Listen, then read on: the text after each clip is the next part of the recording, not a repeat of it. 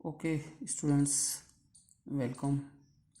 Quantum mechanics का ये दूसरा लेक्चर रिवीजन के रूप में। आज इसमें है कॉम्पटन इफ़ेक्ट।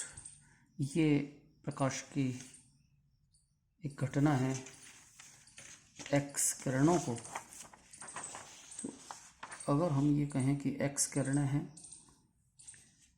और ये एक्स किरणें गति करते हुए किसी पदार्थ पर जाकर के टकराएं तो पदार्थ से इनका स्कैटर होता है, यानी कि ये मुड़ जाती हैं, किसी कोण पर चली जाती हैं ये मुड़ करके।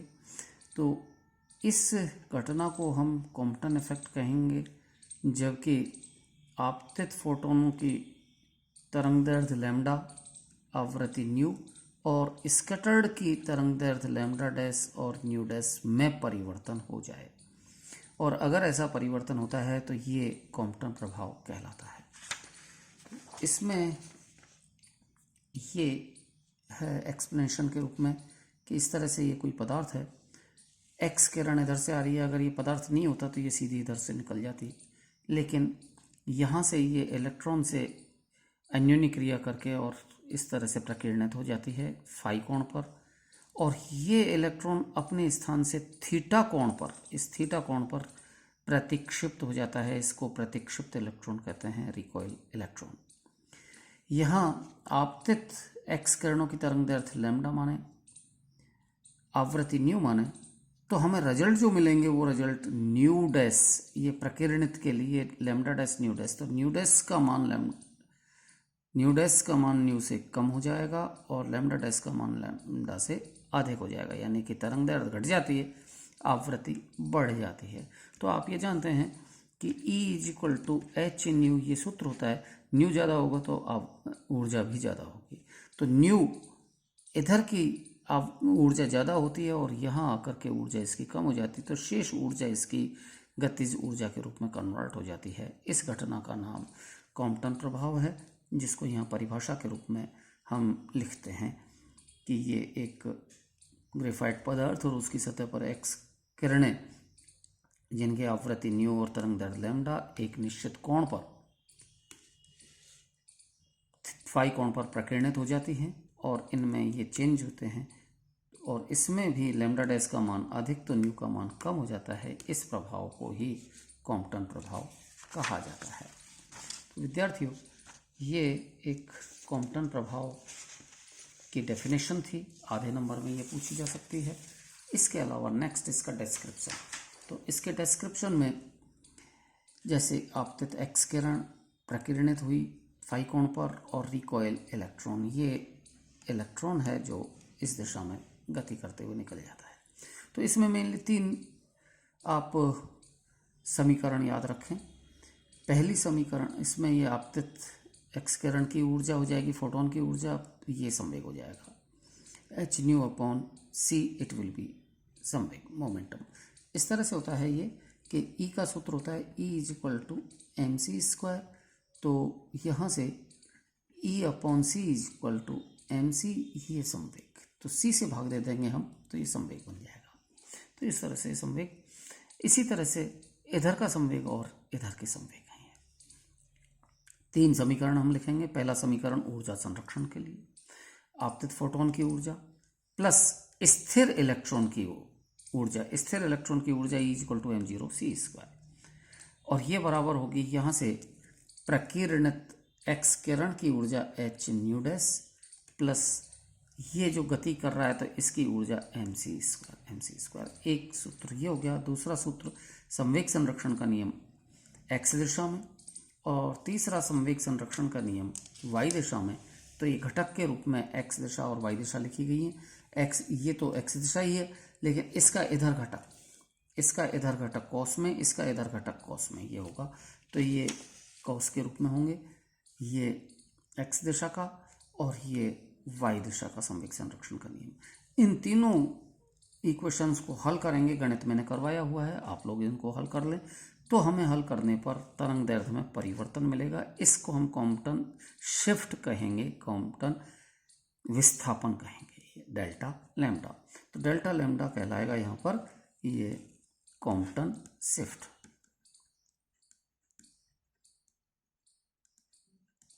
विस्थापन, और इसकी वैल्यू इस रूप में होती है H/m0c 1 - cos phi. cos phi स्वाभाविक है कि फाई कोण ये प्रकीर्णित फोटोन के लिए है।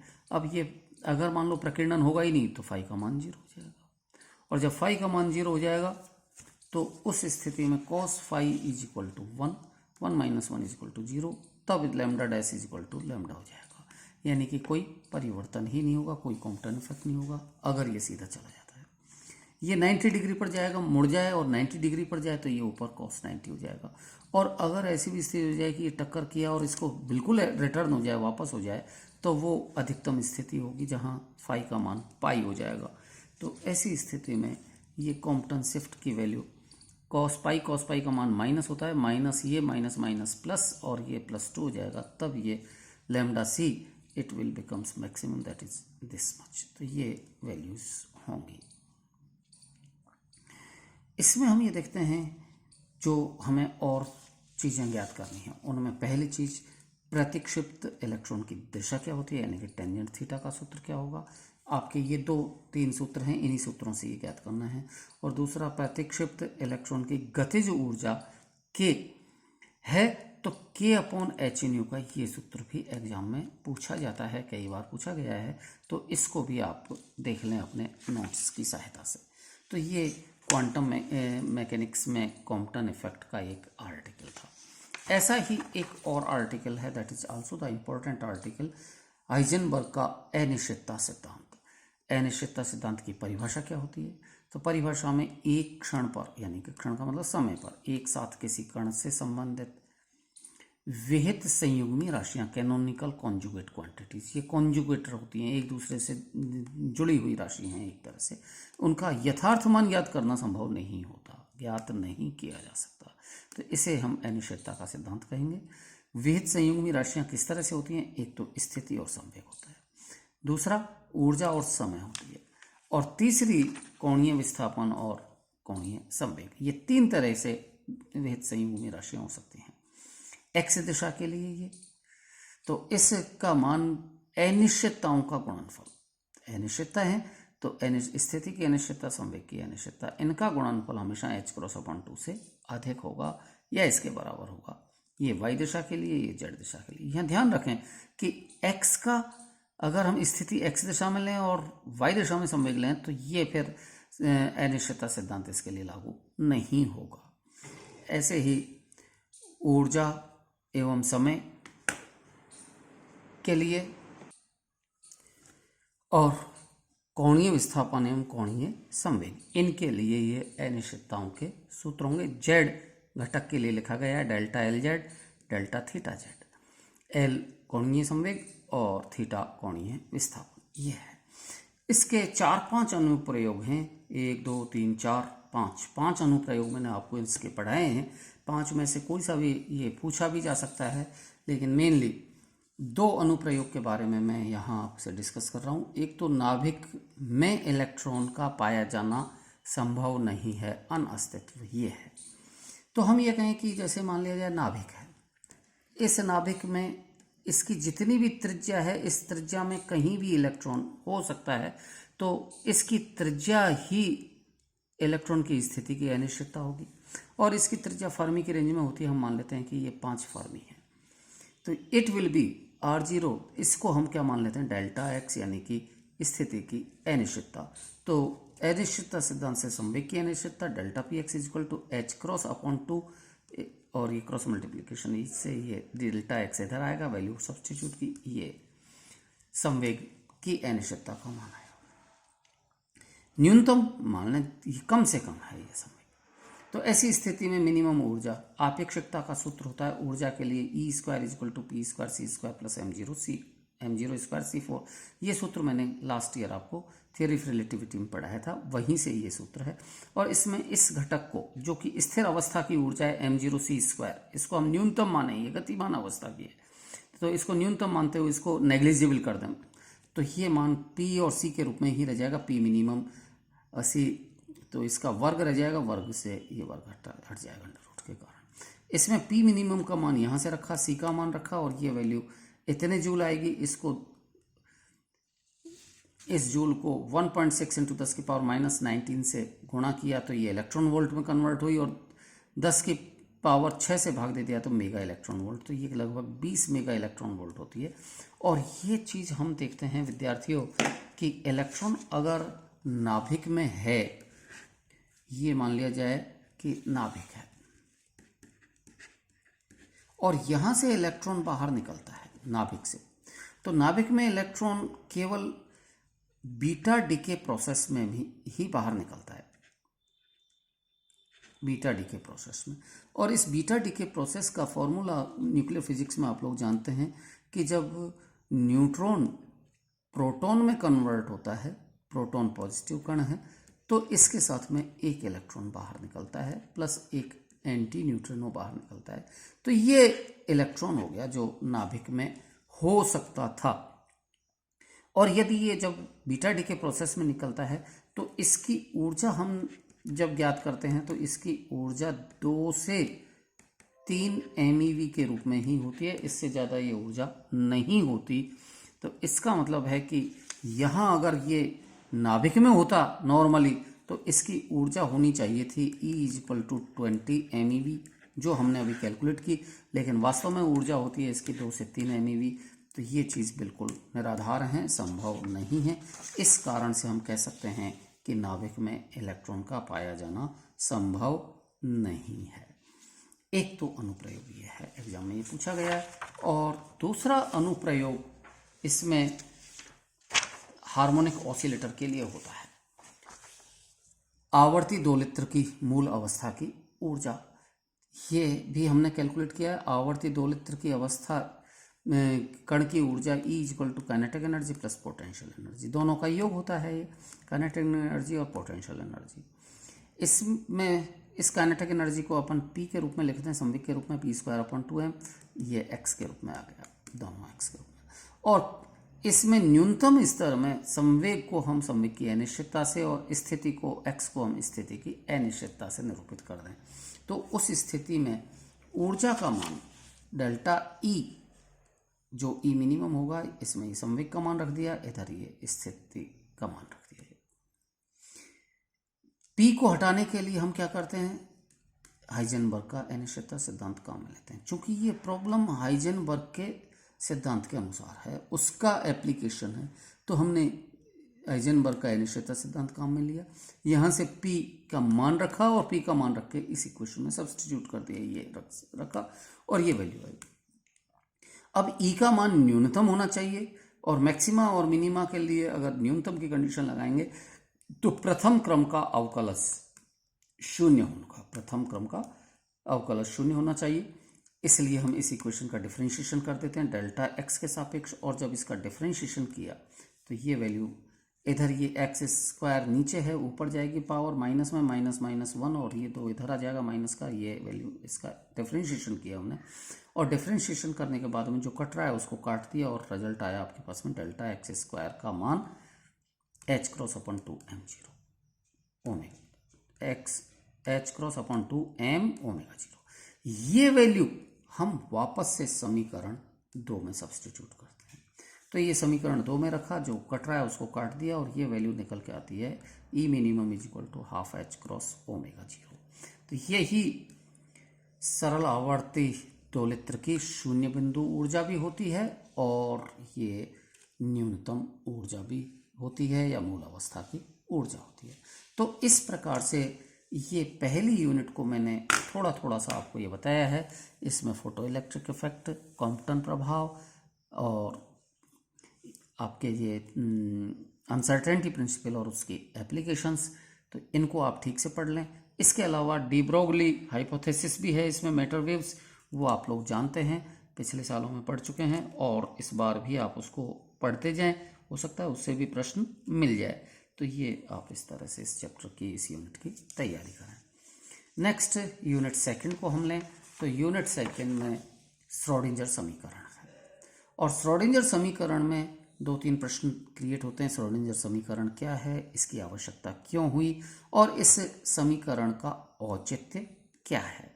तो एक प्रश्न तो ये पूछा जाता है कि श्रोडिंगर समीकरण की आवश्यकता एवं औचित्य को स्पष्ट कीजिए। दूसरी चीज श्रोडिंगर समीकरण है क्या, इसकी क्यों आवश्यकता हुई। तो ये दो तीन तरह के प्रश्न हैं। इनका आंसर मैंने इनके शुरुआत में आपको हल करवाया था, बताया था कि डी ब्रोगली निरूपण से अगर हम ये देखें कि कण एक है और उससे केवल एक ही तरंग बने, तो उस तरंग का तरंग दैर्ध्य डी ब्रोगली सिद्धांत से lambda is equal to H upon P या एच अपॉन एम वी, यहां से एच अपॉन एम का मान हम ये निकाल लें। दूसरा, अगर कण से संबंधित एक तरंग है जिसकी आवृत्ति न्यू है, तो E is equal to H nu is equal to M C square, और यहां से nu is equal to E upon H यानी कि M C square upon H, और एम अपॉन एच का मान, ये एच अपॉन एम का मान है, तो एम अपॉन एच का मान यहां से सब्सटीट्यूट कर दिया, ये इसमें पुट कर दिया ये वैल्यू, और ये वैल्यू पुट करने के बाद में तरंग का काल आवेग, चूंकि तरंग का वेग का सूत्र होता है v is equal to nu lambda, ये एक जनरल सूत्र है, v is equal to N lambda, ये एक तरंग का सूत्र होता है, एन आवृत्ति लैम्डा तरंग दैर्ध्य, और ये v वेग।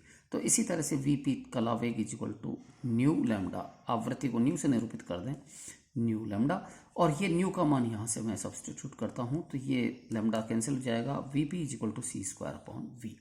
और ये अपने आप में एक बड़ा अजीब सा सूत्र मिला है हमें। अजीब सूत्र इसलिए मिला है कि ये वेग कण का वेग है, और कण का वेग किसी भी सूरत में प्रकाश के वेग से अधिक नहीं हो सकता, और ये प्रकाश के वेग से अगर कम होगा, कण का वेग प्रकाश के वेग से कम होगा, तो उस स्थिति में वीपी का मान ज्यादा हो जाएगा, सी स्क्वायर अपॉन सी से एक सी कट जाएगा, तो VP will be greater than C, और तरंग का वेग प्रकाश के वेग से अधिक कभी हो ही नहीं सकता।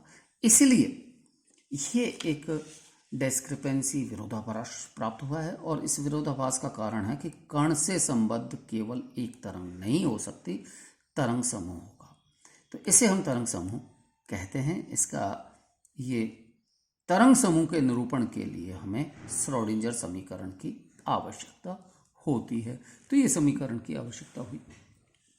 यहाँ विद्यार्थी यही आंसर आपका उस स्थिति में भी बनेगा जबकि अगर एग्जाम में क्वेश्चन पूछा जाए कि तरंग समूह क्या होता है और तरंग समूह की आवश्यकता क्यों हुई, तो यही आंसर उसका होगा कि केवल एक तरंग की बात करते हैं तो तरंग का वेग, कला वेग प्रकाश के वेग से अधिक होना चाहिए, जो संभव नहीं है। इसका मतलब there will be the group of waves, फिर तरंगों का एक समूह होगा, केवल एक तरंग नहीं होगी, और उसका निरूपण श्रोडिंगर समीकरण से किया जाता है। श्रोडिंगर समीकरण क्या है? नेक्स्ट ये प्रश्न, शुरू वाला प्रश्न कि श्रोडिंगर समीकरण क्या है, तो श्रोडिंगर समीकरण होता है कि हम ऊर्जा को ऑपरेटर में लें, हैमिल्टोनियन ये भी ऑपरेटर में हो, तो E operator psi is equal to H operator psi, यही श्रोडिंगर समीकरण होता है। ई ऑपरेटर की value iota H cross delta upon delta T, और हैमिल्टोनियन ऑपरेटर गतिज ऊर्जा और स्थिर ऊर्जा दोनों का योग होता है, और ये योग पी स्क्वायर अपॉन 2m गतिज ऊर्जा प्लस वी, पी को हम इसके ऑपरेटर फॉर्म में लिखें तो minus H iota H cross del वर्ग अपॉन ये वैल्यू ये आएगी, तो ये एच ऑपरेटर होगा। वैल्यूज हम सब्सटीट्यूट करते हैं, ई ऑपरेटर की जगह तो ये रख दें और एच ऑपरेटर की जगह ये रख दें, तो ये श्रोडिंगर का टाइम डिपेंडेंट श्रोडिंगर समीकरण होता है, कला आश्रित श्रोडिंगर समीकरण है। और इसमें अगर हम इससे लेफ्ट हैंड साइड को ई साई ही लिखें, केवल ई साई, तो ये कहलाएगा कला काल निराश्रित श्रोडिंगर समीकरण। तो ये श्रोडिंगर समीकरण है। इन समीकरणों को अगर हम हल करते हैं तो इसमें एक प्रश्न ये भी बनता है कि स्टेडी स्टेट सॉल्यूशन क्या होगा इसका, स्थायी अवस्था हल। तो स्थायी अवस्था हल के लिए आप इसको हल करेंगे, इन समीकरणों को हल करेंगे, लेफ्ट हैंड साइड को ई के रूप में हल करेंगे और निकालेंगे इसकी वैल्यू, तो एक तरंग के रूप में वैल्यू आएगी psi equal to psi zero E की पावर आयोटा के एक्स माइनस ओमेगा टी। तो ये इसका स्थायी अवस्था हल होगा, मैंने करवाया हुआ है, आप इसको भी देख सकते हैं। ठीक, तो ये श्रोडिंगर समीकरण से संबंधित एक इंट्रोडक्शन था। अब नेक्स्ट आता है कि श्रोडिंगर समीकरण की आवश्यकता और औचित्य क्या है, ये भी एक प्रश्न पूछा जाता है। तो ये तीसरा प्रश्न इसका है कि श्रोडिंगर समीकरण की आवश्यकता एवं इसका औचित्य, जस्टिफिकेशन क्या है। तो हमें श्रोडिंगर समीकरण में को डेवलप करें तो उसके लिए कण एक इस तरह का कण होना चाहिए कि वो अनिश्चितता सिद्धांत का पालन करे। पहली चीज, अनिश्चितता सिद्धांत के अनुरूप होना चाहिए। दूसरा, तरंग फलन में आवर्तिता होनी चाहिए, यानी कि वो साइन का फलन हो, साइन के रूप में हो या कॉस के रूप में हो या ई की पावर आयोटा के रूप में हो, जिसमें साइन कॉस दोनों होते हैं। आवर्ती तरंग तभी बनेगी जबकि इसमें आवर्तिता होगी। तो ये तरंग फलन इस रूप में होना चाहिए। तीसरी चीज, तरंग फलन एक इस तरह का होना चाहिए कि जिसमें हम व्यतिकरण, विवर्तन, अध्यारोपण, इन सारे प्रभावों की व्याख्या कर सकें, और ये तभी संभव होता है जबकि तरंग फलन रैखिक हो। तरंग फलन हम ऐसा लें जो रैखिक हो। इसके अलावा जो हम इक्वेशन कैलकुलेट करें, उस इक्वेशन में सार्वत्रिक नियतांक h क्रॉस या कहें h, m द्रव्यमान, आवेश q, ये तो हों, इनके मान कांस्टेंट होते हैं, लेकिन किसी कण से संबंधित स्थिरांक न हो, जैसे संवेग, ऊर्जा या कोणीय वेग, ये के तरंग संचरण का नियतांक इसमें संवेग होता है। तो ऐसे नियतांक नहीं होने चाहिए।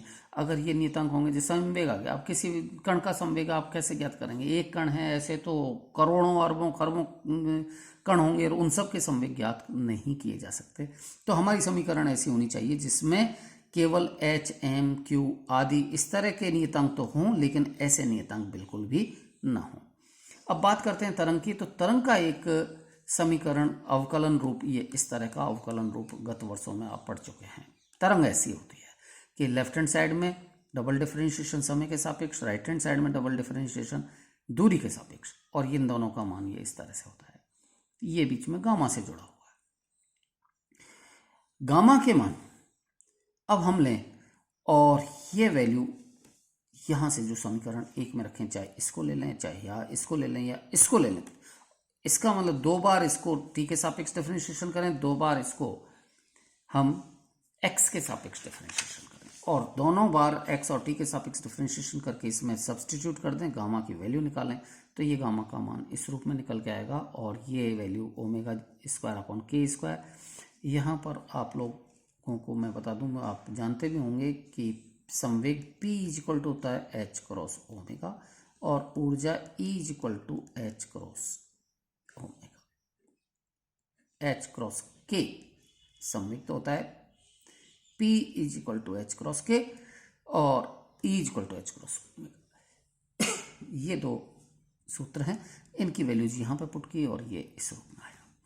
और जब इस रूप में आ गया थे तो गामा का मान जिसमें तो p आया, और गामा का मान में p आ गया, तो ये चीज़ तो इससे गड़बड़ हो गई। इसलिए ये जो समीकरण है सेकेंड वाला, इस रूप में श्रोडिंगर समीकरण नहीं हो सकता। ये होने के कारण संभव नहीं है, तो ये समीकरण नहीं होगा। अब दूसरा फॉर्म देखें तो फिर कैसा हो सकता है? तो लेफ्ट हैंड साइड को हम केवल सिंगल ऑर्डर डिफरेंशिएशन इक्वेशन ले लें, और राइट हैंड साइड को डबल ऑर्डर डिफरेंशिएशन इक्वेशन ले लें। फिर हम इसमें एक बार यहाँ डिफरेंशिएशन करें टी के सापेक्ष, 2 बार यहाँ एक्स के सापेक्ष करें, वैल्यू पुट करें, तो गामा का मान इस रूप में आता है। और इस रूप में तो ये देखिए आयोटा h क्रॉस 2m ये है, इसमें कहीं कोई इस तरह का कांस्टेंट नहीं है जिसकी जो कि हमें परेशान करे, तो ये इट्स द एडमिसिबल, ये एडमिसिबल होगा। और तब इसका मान हम इसमें सब्सटीट्यूट कर देते हैं, तो ये इक्वेशन, ये वैल्यू गामा की वैल्यू रख दी और ये इक्वेशन ये आई, यही इक्वेशन श्रोडिंगर समीकरण कहलाएगी। इस इक्वेशन में अगर हम स्थितिज ऊर्जा या पोटेंशियल को, विभव को इंक्लूड करेंगे तो वो अलग से इंक्लूड हो जाएगा, बाकी ये इक्वेशन श्रोडिंगर समीकरण होती है। और इसमें ये इस रूप में साई का मान होता है। तो विद्यार्थियों, ये एक श्रोडिंगर समीकरण का औचित्य था। इस तरह की श्रोडिंगर समीकरण होती है, और इसमें भी अगर हम ये कहें कि ये समीकरण इस रूप में आया है, साई को इस रूप में ले लें हम, 2 बार इसमें डिफरेंशिएशन कर दें, x के लिए 1 बार डिफरेंशिएशन कर दें, t के लिए वैल्यू पुट कर दें लेफ्ट हैंड साइड और राइट हैंड साइड, तो ये e psi is equal to P square upon 2m into psi, इस रूप में इक्वेशन बनेगी। और ये तो बिल्कुल सीधा सीधा सूत्र ही है, इसी तरह का सूत्र है e is equal to P square upon 2m। इसका मतलब ये एक क्लासिकल अप्रोच की ओर हमारा निरूपण है। तो क्वांटम अप्रोच और क्लासिकल अप्रोच में केवल यही एक अंतर है कि क्वांटम मैकेनिक्स में हम एग्जैक्ट वैल्यूज़ कण की ज्ञात नहीं कर सकते, उनको हमें एक तरंग फलन के रूप में ज्ञात करना पड़ता है। बार बार हम बात कर रहे हैं तरंग फलन, तो यहाँ ये प्रश्न भी एग्जाम में पूछा जाता है कि तरंग फलन क्या है, इसकी क्या भौतिक सार्थकता है। अगले लेक्चर में मैं आपको ये बता दूँगा।